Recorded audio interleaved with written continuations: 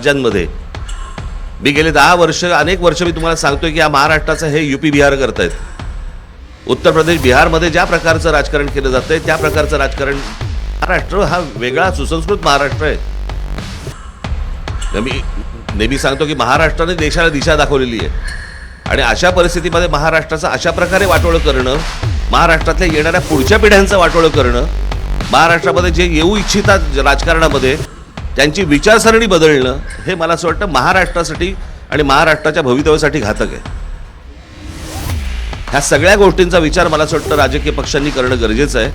आज जर आपण ह्या गोष्टींना प्रोत्साहन दिलं तर पुढे आपल्या वाट्याला काय येणार आहे हे फक्त ओळखून घ्यावं.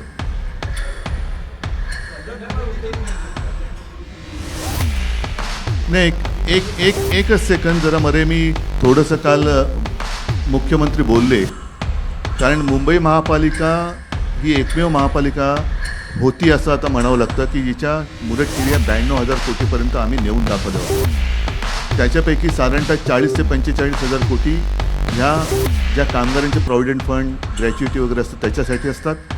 उरलेल्या ज्या आहेत त्या लाँग टर्म आणि मोठे जे प्रोजेक्ट असतात त्याच्यासाठी असतात.